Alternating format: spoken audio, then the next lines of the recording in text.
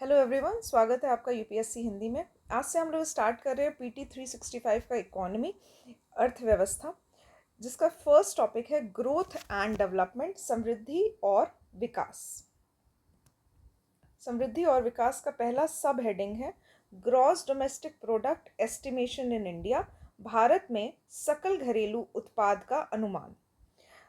GDP यानी कि सकल घरेलू उत्पाद जो होता है वो total value of goods and services with in the country.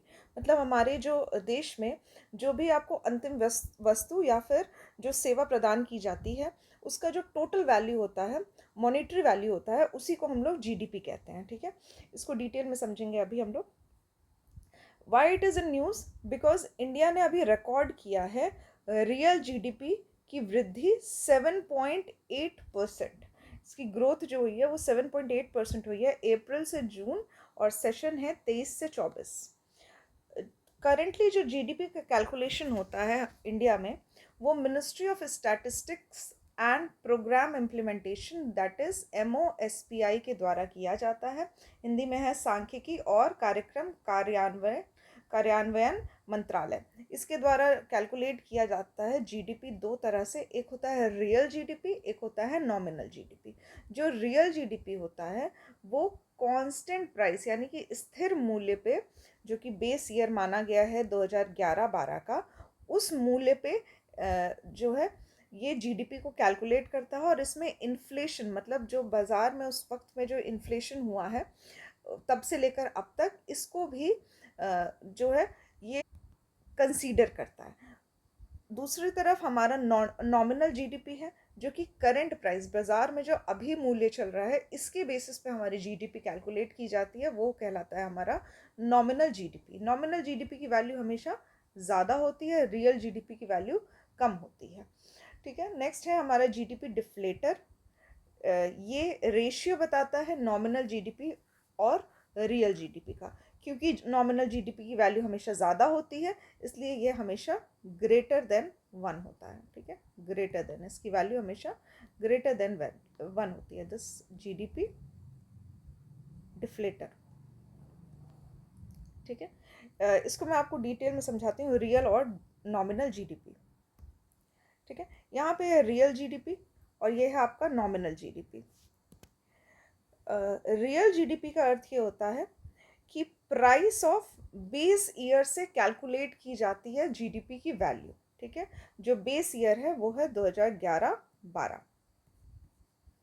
Nominal GDP में जो करंट मार्केट की जो वैल्यू है उसके बेसिस पे कैलकुलेट किया जाता है जीडीपी। हमेशा इसकी वैल्यू ज़्यादा आती है और इसकी वैल्यू हमेशा कम आती है। इसका यूज़ जो है वो कैलकुलेट करते हैं रियल ग्रोथ, जो भी कंट्री की हमारी रियल ग्रोथ हो रही है वो सही सही अनुमान जो है वो बताता है रियल जीडीपी।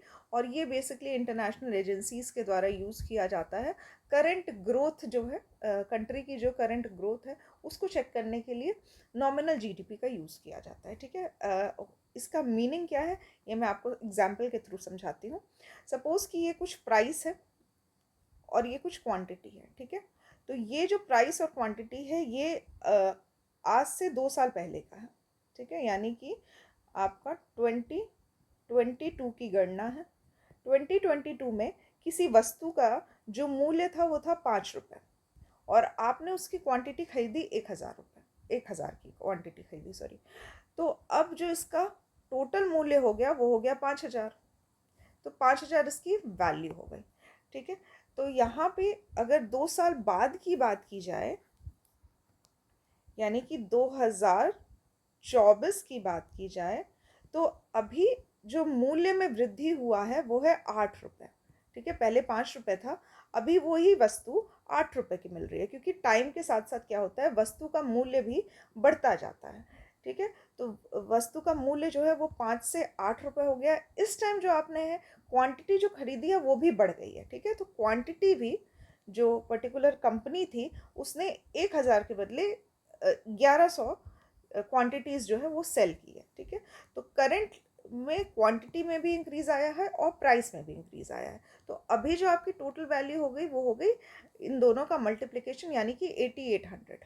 ठीक है, तो अगर देखा जाए तो पहले वही वस्तु जो थी वो 5,000 की थी, अब वो वस्तु 8800 की है। ठीक है, तो यहाँ पे आप देख सकते हैं कि इंक्रीज जो है वो 76% का है।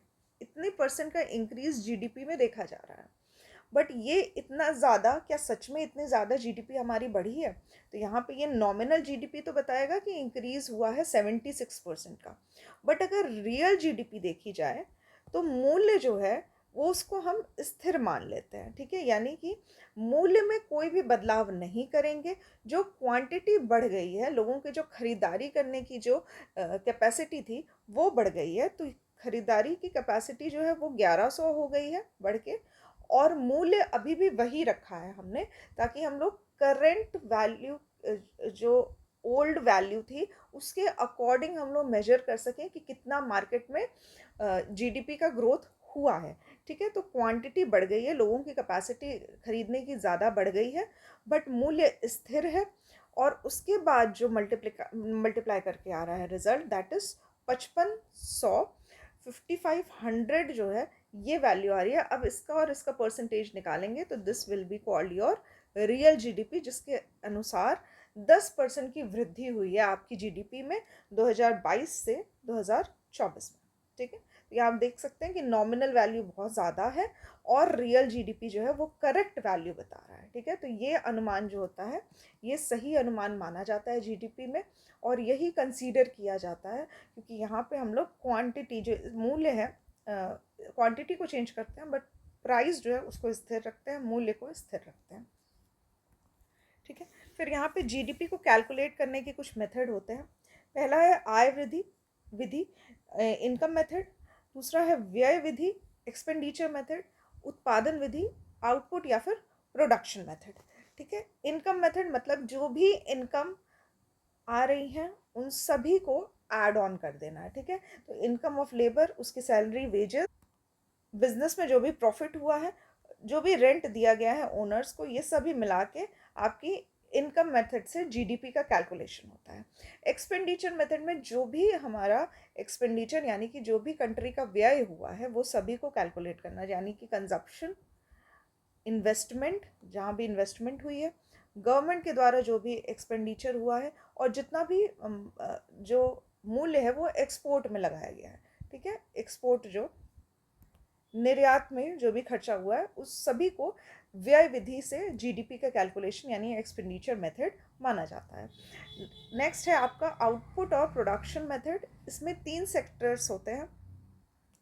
इकोनॉमी में 3 सेक्टर्स माने जाते हैं। पहला होता है हमारा प्राइमरी, सेकेंडरी और टर्शरी। तो प्राइमरी मतलब कि agriculture, then secondary is manufacturing, और टर्शरी इज सर्विस सेक्टर। इन तीनों की जो इकोनॉमी ग्रोथ है वो कंसीडर करके उत्पादन विधि से हम लोग जीडीपी को कैलकुलेट कर सकते हैं। ठीक है, तो ये जीडीपी कैलकुलेटर है, तीनों मेथड्स आपको पता होने चाहिए। ठीक है, coming back to the topic, GDP calculator calculation approaches. ठीक है, तो इस तरह से जीडीपी जो होती है वो कैलकुलेट की जा सकती है उत्पादन विधि से, आय विधि से और व्यय विधि से। ये सभी मैंने आपको बता दिए हैं। 2014 और 15 में, 2014-15 में जीडीपी कैलकुलेशन में कुछ चेंजेस किए गए थे।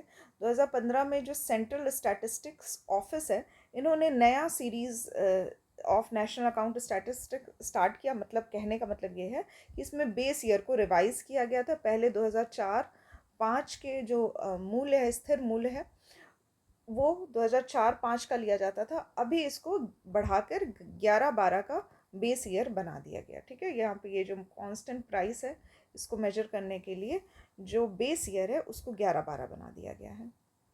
ठीक है, नाउ नेक्स्ट है why GDP is not a very good marker of to measure development. ठीक है, तो विकास को मापने के लिए जीडीपी एक अच्छा संकेतक माना नहीं जाता है। इसलिए नहीं माना जाता है क्योंकि इसमें जो आय, व्यय या उत्पादन, इन तीनों के बेसिस पे जीडीपी यानी कि इंडिया की ग्रोथ को मेजर किया जा रहा है। बट कुछ और भी फैक्टर्स हैं जिन जो हमारे ग्रोथ में बहुत इम्पॉर्टेंट रोल प्ले करते हैं, बट उन सभी फैक्टर्स को कंसीडर नहीं किया जाता है। जैसे कि सोशल एस्पेक्ट भी बहुत इंपॉर्टेंट है, किसी पर्सन की लाइफ में हेल्थ कैसी है, क्वालिटी ऑफ एजुकेशन क्या है, ये भी कंट्री की ग्रोथ में बहुत इंपॉर्टेंट रोल प्ले करता है। साथ ही जो एक्सटर्नल फैक्टर्स हैं, नेगेटिव फैक्टर्स हैं, जैसे कि crime, pollution, inequality, depletion of natural resources, इन सभी को कंसीडर नहीं किया जाता है। ठीक है, तो पर्यावरण संरक्षण, साथ में पारिवारिक जुड़ाव, ये सब भी प्रमुख कारण होने चाहिए जीडीपी के कैलकुलेशन में। ठीक है, यहाँ पे फैमिली बॉन्डिंग, इन्वायरमेंट प्रोटेक्शन, इस तरह की चीज़ें। ठीक है, इसके साथ ही जो भी कंट्री में जो भी इन्वेस्टमेंट होता है, भले वो किसी ट्रेन का क्रैश हो गया, उसके बाद अगर ट्रेन को रिपेयर करना है, तो वो भी हमारे कंट्री के ग्रोथ में मूल्यांकन किया जाता है। उसको भी हम लोग कंसीडर करते हैं कि ये भी जो मनी स्पेंड हुई है रिपेयर में, इसको भी जीडीपी के यानी कि कंट्री के ग्रोथ में कंसीडर किया जाता है, जबकि ये ग्रोथ नहीं है।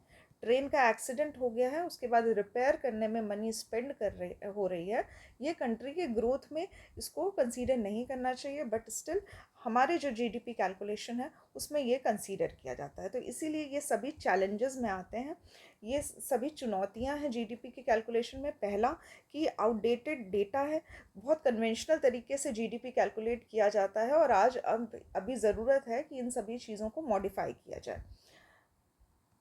इसके साथ ही बहुत सारा हमारा जो सेक्टर है वो अनऑर्गेनाइज्ड है, तो उस असंगठित क्षेत्र को भी मूल्यांकन में इंक्लूड करना चाहिए। ठीक है, तो अकाउंट करना चाहिए अनऑर्गेनाइज्ड सेक्टर को, इंक्लूजन करना चाहिए हाउस होल्ड वर्क को, जो घरेलू कार्य है उनका भी इंक्लूजन जो है वो इम्पोर्टेंट है जीडीपी के कैलकुलेशन में। तो ये पर्टिकुलर टॉपिक आपका कंप्लीट होता है। नेक्स्ट टॉपिक है आपका national multi dimensional poverty index, राष्ट्रीय बहुआयामी निर्धनता सूचकांक।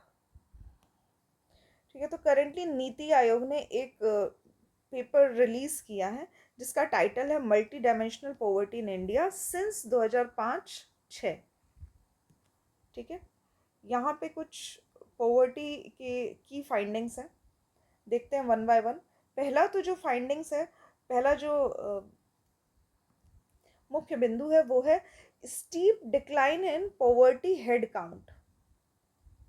ठीक है, तो पॉवर्टी हेड काउंट रेशियो जो है वो काफ़ी ज़्यादा घट गया है 13-14 के कंपैरिजन में। देखा जाए पहले ये 29.17% था, अब ये 11.23% है। मतलब पॉवर्टी, मल्टी डायमेंशनल पॉवर्टी जो है वो काफ़ी हद तक घट गई है। इतनी घट गई है कि पिछले 9 वर्षों में 24.82 करोड़ इतने सभी लोग बहुआयामी निर्धनता से मुक्त हो गए हैं। ठीक है, ऐसा रिपोर्ट का कहना है। नाउ नाउ ये शो क्या करता है, ये शो करता है कि पॉवर्टी जो है वो डिक्लाइन कर रही है, कम हो रही है।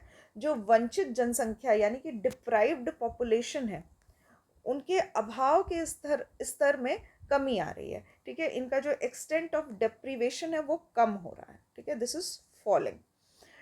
पहले ज़्यादा अभाव हुआ करता था, अब अभाव कम हो गए हैं। वंचित जनसंख्या को भी अब प्रॉपर सुविधाएं दी जा रही है, ऐसा इस रिपोर्ट का कहना है। ठीक है, पर्टिकुलर मेंशन किए गए हैं पर्टिकुलर स्टेट्स के नाम, जैसे कि यूपी, बिहार, एमपी, उड़ीसा, राजस्थान। इनमें बहुत फास्टेस्ट रिडक्शन हुआ है, तेज गिरावट दर्ज की गई है मल्टी डायमेंशनल पॉवर्टी में।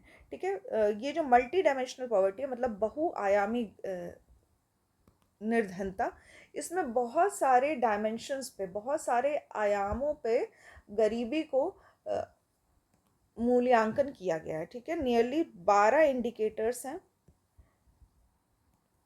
वन बाय वन देखते हैं हम लोग इसको। तो पहला है हेल्थ। हेल्थ को 1/3 प्रपोर्शन दिया गया है, 1/3, और इस 1/3 में पोषण यानी कि न्यूट्रिशन को 1/6 प्रपोर्शन दिया गया है।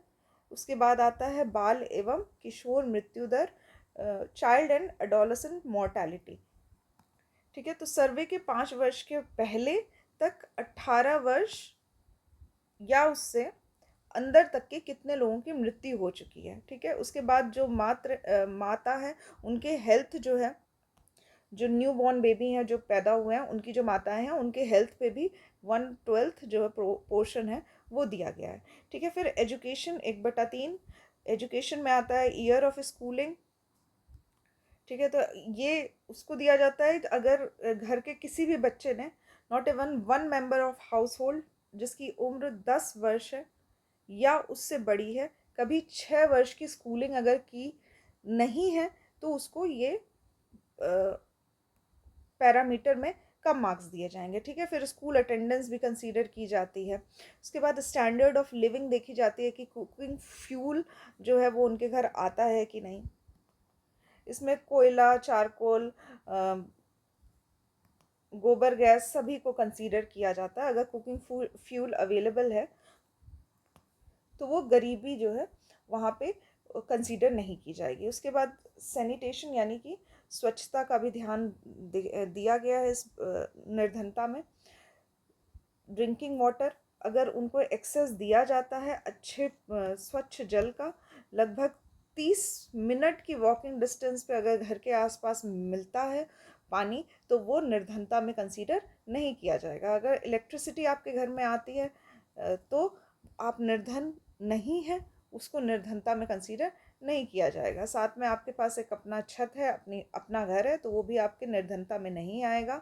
अगर आप एक या एक से अधिक इनमें से सभी एसेट्स जो हैं, radio, TV, telephone, computer, bicycle, animal cart, ये सभी अगर आपके घर में है तो भी आपको निर्धन जो है वो नहीं कंसीडर किया जाएगा। साथ ही यदि किसी भी मेंबर का, घर के किसी भी मेंबर का बैंक अकाउंट नहीं है, तभी आप निर्धनता के श्रेणी में आएंगे, 1/21 इसको प्रपोर्शन दिया गया। तो इस तरह से डिफरेंट प्रपोर्शंस, डिफरेंट आयामों पे गरीबी को मार्क्स दिए गए हैं और एक सूचकांक बनाया गया है, एक इंडिकेशन बनाया गया है, एक इंडिकेटर बनाया गया है जिससे हम लोग मल्टी डायमेंशनल पॉवर्टी को कैलकुलेट कर रहे हैं। ठीक है, तो इस तरह का जो डिफरेंट प्रोपोर्शन है वो हमने 1 बाय 1 देखा। ठीक है, यहाँ पे कुछ और चीज़ें हैं जैसे कि पर कैपिटा इनकम, इसको कंसीडर नहीं किया गया है। पर कैपिटा इनकम कंसीडर नहीं किया गया है। प्रति व्यक्ति आय कितनी है कितनी नहीं है ये गरीबी में नहीं आती है इनके अकॉर्डिंग।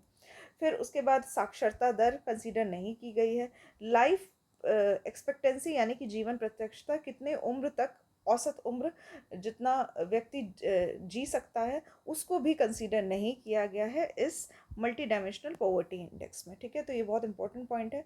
जो मेन की पॉइंट्स हैं उनको छोड़ के ये कुछ अलग लेवल पे जाके मल्टी डायमेंशनल पॉवर्टी को कैलकुलेट कर रहे हैं। तो multi dimensional poverty index global level पे रिलीज़ किया जाता है यूएनडीपी और Oxford poverty and human development initiative के द्वारा। 2010 से ये इनिशिएटिव जो है ये स्टार्ट हो गया है। ठीक है, नेक्स्ट हम लोग देखेंगे डायरेक्ट बेनिफिट ट्रांसफ़र, जिसको शॉर्ट में कहते हैं डीबीटी, प्रत्यक्ष लाभ अंतरण। ना न्यूज़ में इसलिए है क्योंकि गवर्नमेंट जो है वो डीबीटी का यूज़ कर रहा है और ये 2019 से यूज़ करना स्टार्ट किया है। इसका मतलब ये है कि कभी भी किसी भी जो कार्यक्रम है जिसमें लाभार्थियों को कोई धन आवंटित किया गया है या किसी प्रकार का कुछ भी पब्लिक डिस्ट्रीब्यूशन सिस्टम देना है या फिर जो भी बेनिफिट्स देने हैं, वो डायरेक्ट उनके बैंक अकाउंट में ट्रांसफ़र किया जा रहा है। कोई भी मिडल मैन इसमें यूज़ नहीं किया जा रहा है। तो डायरेक्ट बेनिफिशियरी जो लाभार्थी है उसको डायरेक्ट उसके बैंक अकाउंट में ट्रांसफ़र करते हैं। इसी को हम लोग कहते हैं डायरेक्ट बेनिफिट ट्रांसफ़र। इसका मुख्य उद्देश्य क्या है? तो ये इसका उद्देश्य ये है कि ट्रांसपेरेंसी बनी रहनी चाहिए। जो भी डिस्ट्रीब्यूशन ऑफ फंड हो रहा है उसमें कहीं का भी लीकेज नहीं होगा। जो भी लाभार्थी है उसको डायरेक्ट मिलेगा, इन बिटवीन कोई मिडल मैन जो है वो उसका हक नहीं मारेगा। तो इस तरह से गवर्नमेंट ने लगभग 2.73 लाख करोड़ रुपए जो हैं वो बचा लिए हैं डायरेक्ट बेनिफिट ट्रांसफ़र करने की वजह से। गवर्नमेंट को भी फ़ायदा हो रहा है बिकॉज बीच का जो लीकेज है वो ख़त्म हो गया है। ठीक है, तो डीबीटी कैश ट्रांसफ़र के लिए किया जाता है, जैसे कि मनरेगा का पैसा या पहल योजना या जो भी गवर्नमेंट की योजनाएं होती हैं उनके एवज में कैश का ट्रांसफ़र किया जाता है। कुछ पब्लिक डिस्ट्रीब्यूशन सर्विस के तहत भी पैसे लोगों को मिलते हैं। और भी कुछ फंक्शंस हैं जैसे कि आशा या आंगनवाड़ी वर्कर्स, इन सभी को कैश ट्रांसफ़र किया जाता है डीबीटी का यूज़ करके। तो this is your direct benefit transfer, जिसके वजह से गवर्नमेंट को बहुत फ़ायदा मिल रहा है, क्योंकि डायरेक्ट लाभार्थी के पास ही पैसा चला जा रहा है उसके अकाउंट में। ठीक है, ठीक है। मुख्य बात यह है कि आधार लिंक होना चाहिए। आधार लिंक करना मैंडेटरी है, ज़रूरी है किसी भी डीबीटी स्कीम के लाभ पाने के लिए। ठीक है, तो आधार से जो लिंक होगा आपका बैंक अकाउंट, सिर्फ उसी में ही पैसे आएंगे और डीबीटी का लाभ ले सकते हैं। किन योजनाओं में लाभ दिया जाता है, जैसे कि जनधन योजना, आधार और मोबाइल, इस तरह की कैशलेस ट्रांजैक्शंस किए जाते हैं। ठीक है, ये पर्टिकुलर न्यूज़ बस इतना ही पढ़ेंगे हम लोग। नेक्स्ट है सेल्फ हेल्प ग्रुप्स, जिसको हम लोग कहते हैं स्व सहायता समूह। ना न्यूज़ में इसलिए क्योंकि गवर्नमेंट ने अनाउंस किया है स्किल डेवलपमेंट ट्रेनिंग। ठीक है, तो एक कौशल कौशल प्रशिक्षण दिया जाएगा लगभग 2 करोड़ महिलाओं को लखपति दीदी स्कीम के नाम से। ठीक है, तो लखपति दीदी स्कीम है जिसमें 2 करोड़ महिलाओं को कौशल प्रशिक्षण दिया जाएगा और एक एम किया जाएगा जिसकी वजह से माइक्रो एंटरप्राइजेस यानी कि सूक्ष्म उद्यम जो है उनको इनकरेज किया जा सके, उनको बढ़ावा दिया जा सके। अब सूक्ष्म उद्यम में क्या आते हैं, जैसे कि आपका सिलाई बुनाई, प्लम्बिंग का काम, या फिर बल्ब बनाने का काम, या फिर कुछ रिपेयरिंग का काम, ये सभी एक्टिविटीज़ जो होती हैं ये सूक्ष्म उद्यम में आते हैं। तो लखपति दीदी स्कीम जो है ये लॉन्च किया गया है मिनिस्ट्री ऑफ रूरल डेवलपमेंट के द्वारा, ग्रामीण विकास मंत्रालय के द्वारा 2023 में 2023 में इसको लॉन्च किया गया है। इसका ऑब्जेक्टिव ये है कि जो भी ग्रामीण स्व सहायता समूह की महिलाएं हैं वो लगभग 1 लाख प्रति वर्ष कमा सकें। ठीक है, तो 1 लाख प्रति वर्ष का जो एक इनकम है वो सपोर्ट किया जा रहा है महिलाओं के लिए। ये एक वुमेन लेड डेवलपमेंट अप्रोच है, महिला सशक्तिकरण की तरफ एक अप्रोच है। इसमें महिलाओं को ट्रेनिंग दी जाएगी, जो भी वो सूक्ष्म उद्यमिता के कौशल सीखना चाहती हैं, जैसे कि प्लम्बिंग या फिर एलईडी बल्ब का बनाना या फिर कुछ रिपेयर करना, या इवन एक कंसेप्ट आया था ड्रोन दीदी का। तो ड्रोन्स जो हैं वो काफ़ी कॉमन हो गए हैं आजकल, तो उनको उनको रिपेयर करने का काम, ये सभी जो एक्टिविटीज़ हैं ये सभी सेल्फ हेल्प ग्रुप की महिलाओं को सिखाया जाएगा। ठीक है, सेल्फ हेल्प ग्रुप होता क्या है, तो ये जो स्व सहायता समूह होता है ये लगभग 10 से 20 लोकल महिलाएं जो होती हैं, आसपास की महिलाएं होती हैं, ये एक तरह का फाइनेंशियल इंटरमीडियरी कमिटी बनाती हैं। ठीक है, तो एक कमिटी बनती है जो कि अनौपचारिक वित्तीय मध्यवर्ती समिति की तरह होती है। ये स्व ऐच्छिक होती है, मतलब खुद से वॉलेंटरली अगर कोई महिला जो है वो इसमें पार्ट करना चाहती हैं तो उनको वेलकम किया जाता है। ठीक है, तो इंडिया में लगभग 1.2 करोड़ जो हैं वो स्व सहायता समूह हैं, जिसमें से 88% जो हैं वो वुमेन हैं। ठीक है, बहुत सारी सक्सेस स्टोरी है, जैसे कि एग्जाम्पल यहाँ पे दिया गया है केरला की कुडुम्बश्री, जीविका बिहार की, महिला आर्थिक विकास महामंडल महाराष्ट्र का, और लूम्स ऑफ लद्दाख, ये सभी सेल्फ हेल्प ग्रुप के एग्जाम्पल्स हैं। ठीक है, एक ग्रुप रिस्पॉन्सिबिलिटी ली जाती है, सभी महिलाओं का जो एक ग्रुप है वो एक लीडरशिप के साथ काम करता है।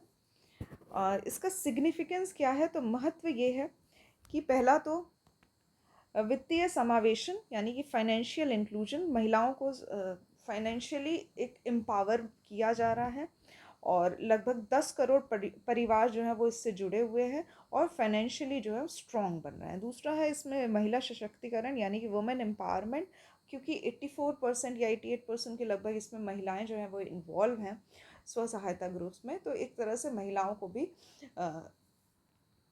इकोनॉमी में भी योगदान हो रहा है, साथ में सोसाइटी में भी अपना योगदान दे रही हैं। कैपेसिटी बिल्डिंग, यहाँ पे साक्षरता प्रदान की जा रही है, क्षमता का निर्माण किया जा रहा है, वित्तीय साक्षरता दी जा रही है, प्रशिक्षण दिया जा रहा है, गरीबी का उन्मूलन हो रहा है, पॉवर्टी एलिवेशन किया जा रहा है, इनकम प्रोवाइड की जा रही है महिलाओं को, साथ ही उनकी सेविंग्स में भी बढ़ोतरी हो रही है, तो बचत भी बढ़ रही है। ठीक है, इसकी वजह से देखा जा रहा है कि लोन्स में काफ़ी भारी गिरावट देखी गई है। ठीक है, तो यहाँ पे लोन जो पहले लिया जाता था अब उसमें काफ़ी कमी देखी जा रही है, क्योंकि महिलाएं भी, जो घर की महिलाएं हैं वो भी कहीं काम कर रही हैं, फाइनेंशियली वो स्ट्रॉन्ग होती जा रही हैं। तो ये है सेल्फ हेल्प ग्रुप।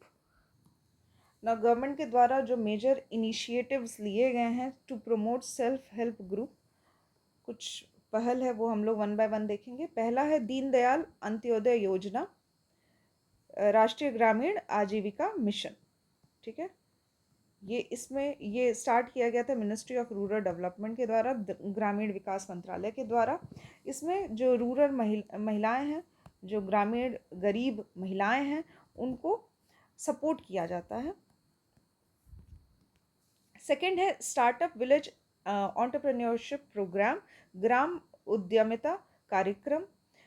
ये भी एक सब स्कीम है, इसी के अंतर्गत आती है, राष्ट्रीय ग्रामीण आजीविका मिशन के अंतर्गत आती है। इसमें भी सेल्फ हेल्प ग्रुप को सपोर्ट किया जा रहा है। ठीक है, फिर महिलाओं के सपोर्ट के लिए महिला किसान सशक्तिकरण परियोजना, महिला किसान सशक्तिकरण परियोजना, ये भी एक सब स्कीम है राष्ट्रीय ग्रामीण आजीविका मिशन की, और इसमें महिलाओं को सिस्टमैटिक इन्वेस्टमेंट करना सिखाया जा रहा है, उनके पार्टिसिपेशन होगा और प्रोडक्टिविटी को बढ़ाया जाएगा। नेक्स्ट है दीनदयाल उपाध्याय ग्रामीण कौशल योजना, क्योंकि यहाँ पे हम लोग ट्रेनिंग प्रोवाइड कर रहे हैं, कौशल विकास कर रहे हैं, तो ये इसके अंतर्गत भी आता है, जिसमें स्किल प्रोवाइड की जा रही है 15 से 35 वर्ष की आयु तक के लोगों को। देन है वुमनिया इनिशिएटिव, क्योंकि महिलाओं का योगदान है तो गवर्नमेंट के द्वारा एक वुमनिया पहल भी चलाई गई थी। नेक्स्ट है सेल्फ हेल्प ग्रुप, जिसमें ड्रोन्स प्रोवाइड किए जाएंगे, महिलाओं को ड्रोन की उपलब्धता प्रोवाइड की जाएगी। अब ड्रोन की उपलब्धता इसलिए भी नेसेसरी है क्योंकि आजकल ड्रोन का उपयोग जो है वो एग्रीकल्चर सेक्टर में ज़्यादा हो रहा है, फर्टिलाइज़र्स का यूज़ करने के लिए, पेस्टिसाइड्स डालने के लिए, साथ में बीज का रोपण करने के लिए और देख रेख करने के लिए भी ड्रोन का प्रयोग किया जा रहा है। तो ड्रोन दीदी, ये एक कार्यक्रम चलाया गया है गवर्नमेंट के द्वारा, इसमें भी महिलाओं को कौशल प्रोवाइड किया जा रहा है, कौशल प्रशिक्षण दिया जा रहा है ड्रोन चलाने का, उनको रिपेयर करने का, इस तरह से। और साथ ही अवेलेबिलिटी प्रोवाइड की जा रही है कि इस पर्टिकुलर एरिया में ये पर्टिकुलर ड्रोन दीदी हैं और ये इनके पास इतने सारे ड्रोन हैं, तो आप कभी भी आपको ज़रूरत पड़ेगी, आपको उसका यूज़ हो तो आप उनसे ले सकते हैं। ठीक है, ठीक है, ये नेक्स्ट न्यूज़ भी सेल्फ हेल्प ग्रुप के बारे में ही है, तो ये ऑलरेडी हम लोग देख चुके हैं। नेक्स्ट लेक्चर में हम लोग स्टार्ट करेंगे राजकोषीय नीति यानी कि फिस्कल पॉलिसी के साथ साथ। आज हमने पढ़ा समृद्धि और विकास, जिसमें हम लोग हमने जीडीपी का अनुमान निकाला। जीडीपी क्या होता है, जीडीपी के दो प्रकार, नॉमिनल और रियल जीडीपी, इसके बारे में हमने समझा। साथ ही जीडीपी कैसे कैलकुलेट किया जाता है, production method, income method, consumption method, ये सभी हमने सीखा है। नेक्स्ट टॉपिक हमने देखा राष्ट्रीय बहुआयामी निर्धनता सूचकांक यानी कि national multi dimensional poverty index के बारे में हमने पढ़ा। इसकी जो की फाइंडिंग्स हैं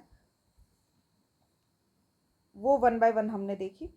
एक पर्टिकुलर टॉपिक इसमें रह गया, वो मैं आपको बता देती हूँ। कैलकुलेट करने के लिए जो इंडेक्स को कैलकुलेट किया जाता है यानी कि मल्टी डायमेंशनल पॉवर्टी इंडेक्स है, इसमें जो मेथड यूज़ किया जाता है वो है एल्कायर फॉस्टर मेथड, जिसको एएफ मेथड कहा जाता है। तो इसमें एक या एक से अधिक जो अभाव हैं उनका मापन किया जाता है और एक प्रॉपर लिस्टिंग बनाई जाती है। वो सभी जो आयाम मैंने आपको बताए थे वन बाय वन, उन सब की लिस्टिंग की जाती है और इस पर्टिकुलर मेथड को यूज़ करके एक प्रॉपर एवरेज निकाला जाता है और उसके बेसिस पे हम लोग निर्धनता को कैलकुलेट करते हैं। ठीक है, कैसे पता चलता है कि how many people are poor, तो एक रेशियो बनाया जाता है जिसमें कि डायमेंशनली पुअर पर्सन का टोटल पॉपुलेशन का रेशियो, ये रेशियो निकाला जाता है और इस तरह से ये नेशनल एमपीआई जो होता है उसको कैलकुलेट किया जाता है। तो इस पर्टिकुलर टॉपिक में हमने देखा कैसे कितने डायमेंशंस के बेसिस पे हम लोग कैलकुलेट करते हैं मल्टी डायमेंशनल पॉवर्टी इंडेक्स। ठीक है, ग्लोबल लेवल पे भी कैलकुलेट किया जाता है और इसमें कौन कौन से पर्टिकुलर पॉइंट्स हैं जिनको कंसीडर नहीं किया जाता है, जैसे कि पर कैपिटा इनकम, प्रति व्यक्ति की आय कितनी है, साक्षरता रेट कितना है कंट्री का, साथ में जीवन प्रत्यक्षता। उसके बाद हमने कुछ डायरेक्ट बेनिफिट ट्रांसफ़र के बारे में सीखा, इसको जाना कि क्या गवर्नमेंट के कैसे जो पॉलिसीज़ हैं रिगार्डिंग डीबीटी।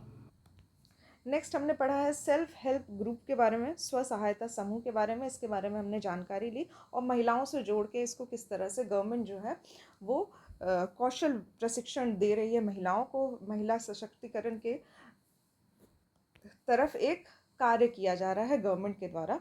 ये हमने देखा सेल्फ हेल्प ग्रुप के तहत। नेक्स्ट लेक्चर में हम लोग देखेंगे fiscal policies. So thank you for watching the lecture.